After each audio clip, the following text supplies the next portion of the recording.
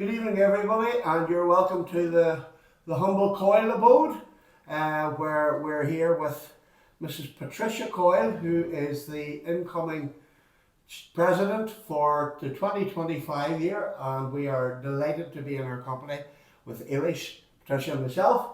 I'm just going to take a wee trip down memory lane with her from her earliest times, and I have to say that I'm very happy to be in a half Ballygolly stroke Ergilkeer stroke Yervahi house. We would have a lot in common. I have a lot in common with Patricia here. Very friendly with Declan, her son, and we would have a proud love and affinity for our neighbours up the road. And we're also big Celtic and Manchester United fans. And I think it's important to say that. But anyway, very happy to be here. We're after tea and some nice pastries, and so it's time, as I said, to trip down memory lane. So, company of Eilish. So, we're just going to start off at the earliest times, Eilish. Yeah, well, again, I'm totally delighted, Patricia, that you've received this honour. And for me, growing up as a child, my father always spoke so highly of the work that Patricia did behind the scenes in terms of mending jerseys and attaching numbers when some man might have ripped the jersey apart. Patricia was called to the rescue to fix it. So a lot of that unseen work, and probably I don't know when you started that, Patricia, were you doing that in the 70s, 80s, on around that time? Probably about, that would have been about the beginning of the 80s, you know, and then it continued on from that. So a lot of very unseen work by Patricia, and my involvement with Patricia, thankfully, was through the most successful period of the ladies' club when Patricia came in to get involved in our committee. And interestingly, I see you're taking a good swig out of that, Patricia. Would you care to share what was in that cup at that point in time? Water. It's water, diluted water. So it was. How did you get into things, Patricia? I know you came in here and we got you out of the homeland back to Carrickmore. And how did it come from? Was it committee and then the chairperson of Fundraising with the ladies? Talk us back through the earliest times. Well, it was really the committee first, and then I used to be doing the shop. And then from the shop, it went then till the ladies' football. And then I was chairperson then. So once I become chairperson, I was with the ladies 12 years then, after that. And I would say, as a player of that time, that seeing Elaine coming up through the ranks, you were always very proud. And the Coyles, Tommy, Christine, and yourself and Benny would have been at all the games when Elaine was coming through. I remember her playing in the mini sevens in Croke Park in '99 or '95, maybe, I can't remember what year it was. But she played whenever I was playing for Tyrone in the junior final. Elaine was out at half time. So I suppose that interest in watching Elaine's career maybe brought you into the ladies' football world, maybe? It probably was, but I was always interested in football anyway, even men's football. As the saying is, it was the way I was reared up at home. My father, any match was going, I was in the car with him, you know. So football was definitely in my blood. We had some great times, Patricia, when you were ladies' chairperson, and I'm intrigued to think what you would say was the greatest memory that you have of that time, and also maybe what was the worst memory, or what was the worst time that you remember? Well, the greatest time we had was the time that we did 6 in a row, and then we got to the All-Ireland semi-final, and that trip over till Was it London? London, you know, it was really a great time, and it was a great time for myself and even Maurice. It was a good years of lady football in Carrickmore, like. Again, I would totally agree. It was a really special time, and it was a special time, and we were lucky to be with the special. Yeah, we were just on a wave, really on the crest of a wave, and the team just was winning, and the crack and the camaraderie and the friendship was very strong between not just the players, the whole panel and the management team, but also the supporters. So I'm thinking of people like Donny McDonald, who would have went to a huge number of our games, even though he had no connection to the team. And again, when we went to London, Patricia, Donny wasn't right. actually there, but when we came back to Carrickmore that night, I remember we got off the bus and Donny was standing waiting on us. That's right. And it was that really special time with Daddy and Mickey Nugent and all That's the players' right. families who followed, Barney McAleer, who all followed the team everywhere. It was great times. That's right, it was great. Fundraising. And then- what about fundraising then? I mean, it had to have been very tough, difficult, but I'm sure there were a lot of volunteers at that stage who were dying to get on board with this squad of players and the feel good factor. But I mean, it had to be tough work. Well, we were lucky. We had such a good group of girls, and anything that was going at the time, we always did fundraisers for it. I remember one night we had more power to your elbow in the hall, and I think that night we might have made about 11,000 pound, and at that time, money was money that time. You know, And it was that long before, same year obviously. Just the same it was year. a run-up. I remember we had a duck derby down maybe 2 or 3 seasons. You know, one year after the other. We sort of made it a sort of a yearly thing. And you know what, I often thought, I know at that stage, the fellas had been doing well. You said you were always into football, and I suppose on the back of the 90s men and that too, there was relative success whereby the ladies and the men were doing fairly well. I suppose Declan had got his chance with the seniors towards the late 90s, going into the 2000s. And it was an exciting time, wasn't it? It's been an exciting time here for you. Oh, it was definitely, and it's like everything else. The more you won, the more you want to win. Yeah. You know. So. And we were chatting about the 6 in a row, but obviously in the start of that whole journey, the second year of it, we also got to the All Ireland club final. What are your memories from that, getting to play Carnacon down in St Lomans and Mullingar? That's right. It was a great trip down there. Actually, that match we should have won it, but we didn't. But it was from there on in. It was a bonus to be there. You know, because that time we had a good team, as I said, and we were going for bigger. As a player, I would have said that 2002 was my greatest achievement as a player, getting to an All Ireland senior club final, but also the greatest disappointment because we left it behind us. That's right. And unbelievably, the next year in 2003, we got back to the Ulster Club final and we played a team called Knockbride from Cavan, and probably as a team went into that a bit complacent, expecting this little team, grand, we'll get rid of that and we'll be straight back to the All Ireland final, and we got beat by a last minute goal. I don't know if you recall that. I think that might have been in Scots time, maybe that final. It was a last minute goal and Knockbride won the Ulster Club in 2003. Right. And I often think, had we got through that game, we would have been very well placed for a third crack at an All Ireland club title. Because we had a quarter final, then a final, and that would have been our third crack. But we never got that far. We should have been playing for our lives, and instead we were a wee bit complacent. Maybe don't know if you recall any of that match, Patricia. I do recall it. I nearly recall them all. You know, it probably was one of the disappointments, but the most disappointment to me was the Saturday evening or the Friday evening, it might have been in Omagh, that Dungannon beat us, and we were going, I think that time, for 7 in a row. Whenever they beat us in Omagh. And Dungannon hadn't won a championship. That was 2000. 2000. And it was before we started our 6 in a row. That's right. They beat us in Healy Park, that's right. That now was a disappointment there, because that was another one we should have had home with us. Like. Now, we'll get into a wild handling, Patricia, in the middle of that 6 in a row. And there was a very stressful phone call, I think, came to Maurice, who was the secretary, on a Saturday morning, that we had broke Rule 63 and we were kicked. We've censored this. We've told her to behave herself when she's describing this. All right, we want to talk to the solicitor before she goes any further. Go. We has the 25-year rule passed? Are we safe?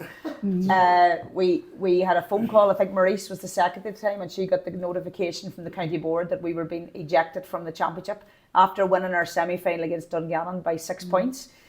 And Patricia, I remember arriving, the frantic phone call from Maurice and Patricia, and arriving to the club to find Patricia and Maurice and Sarah McElroy in a car in the middle of the car park, because we were so paranoid that anybody could even hear what we were talking about, and we didn't know how we were going to tell the team and the management that we were just after being kicked out of a championship after reaching the final.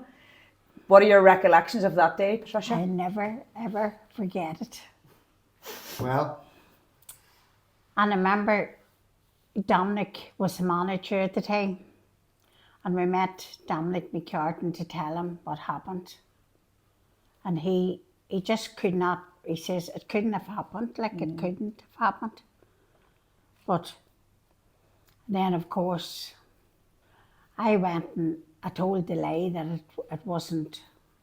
Well, it wasn't. It was what we believed at the time. didn't tell a lie. Wasn't a lie. There was just a bend in the story. Others interpreted it wrong. Wasn't that right? That's right. But thankfully we came out of it all right then. Now, we had a long journey, because I remember that whole Saturday, the stress levels, I've never felt stress like it, and that responsibility probably that we had as senior players, along with you as the administrators, and being unable to actually tell anybody and to try to find an answer. And we came on the rule about natural justice, and that started us in a chain of appeals. So we had an appeal to Tyrone County Board, which they gave us no hearing. No. We had to then go to Ulster Council, and again we got no hearing, and then we ended up all the way to Central Council. And I think you were probably in Carrickmore that night, Patricia, waiting on Sean McGuigan and Mickey and myself to report how That's we got on. right, I was. Because I remember the Ulster meeting, I was at it, and it was in Kelly's Inn at the time, which is Canavan's now. And I remember being there that night, and the Tyrone were definitely against us, but we fought on anyway, and we came out on the other side. That particular weekend, Patricia, too, Tommy was the registrar. We're not blaming you, Tommy, by the way. Tommy was the registrar, but I remember when we were frantically trying to build our case, we needed into Tommy's briefcase. We had to hook through his drawers. Do you remember that? And I think Tommy might have been in Bundoran with Christine. That's right. And we needed to get the big registration book with the duplicate pages to check, to confirm that we had we'd made an error, not a deliberate Did you find a error. way, did you, Patricia, to get into that briefcase?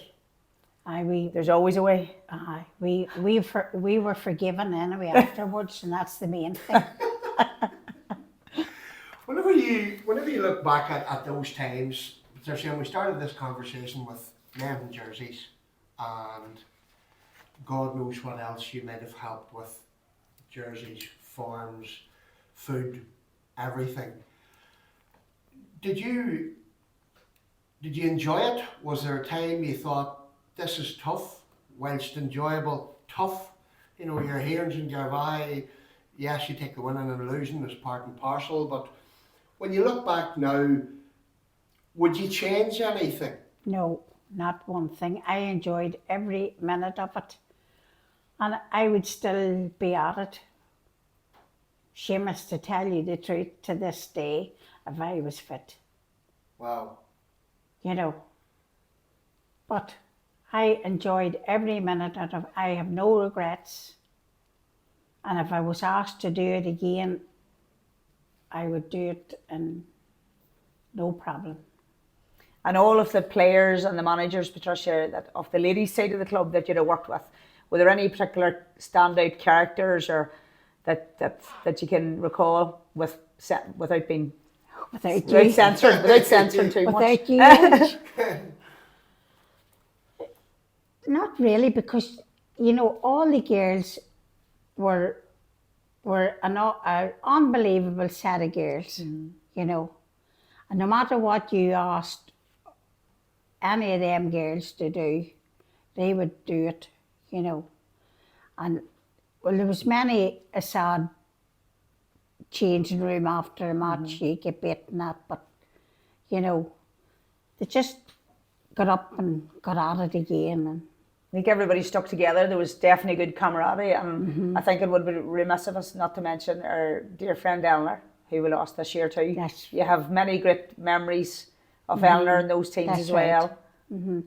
Because I remember Eleanor one evening in the changing room, and we were all on a downer, and she was on a downer herself, but she tried to lift that changing room. You know, come on girls, we'll get up and do it again.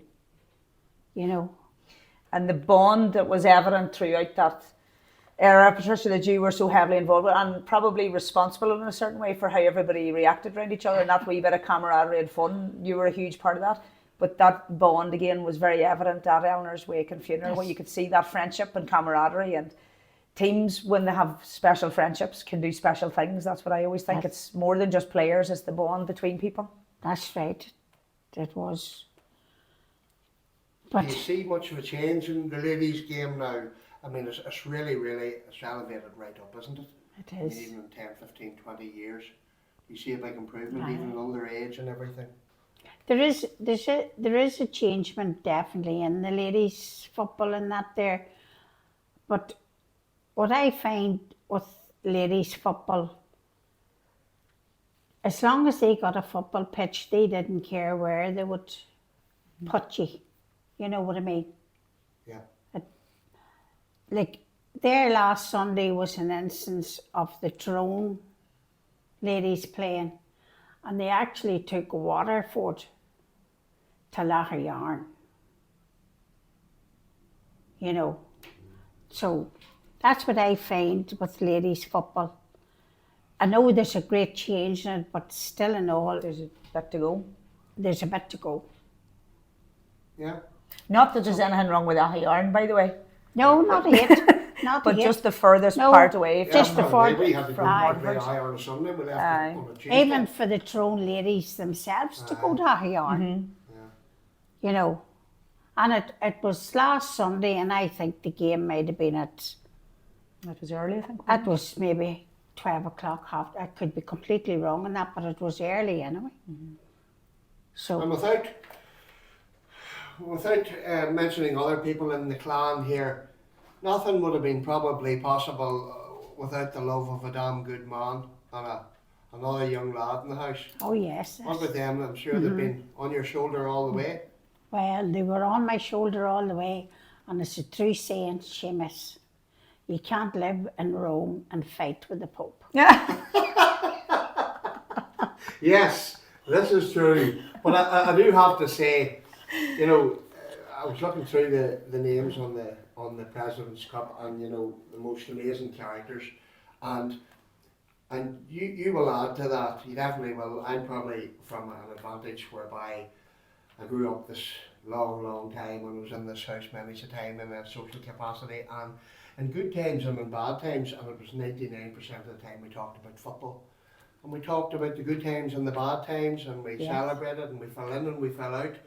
And you were always welcoming, you were always here, you're always a shoulder whenever I didn't want to see anybody. I could come down here and sit with you and drink a cup of tea, and you know, you're a fantastic lady.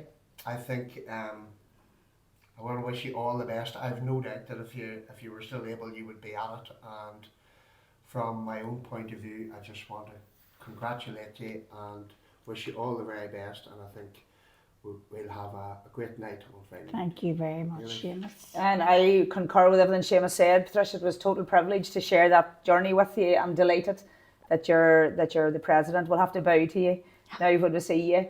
But again, you're just a football woman through and through, and it didn't matter if it was boys or girls. You were a football woman, and that's what it's about. It's about the GA, and nobody epitomises that spirit more than yourself and Benny and Declan. I know even with Declan, the amount of times I've phoned him to come out and help taking the Cuddies goalie training and stuff, and he never would turn you down. So obliging football people, it's just what you are. Thank you very much, Eilish. And thank you, Kathy.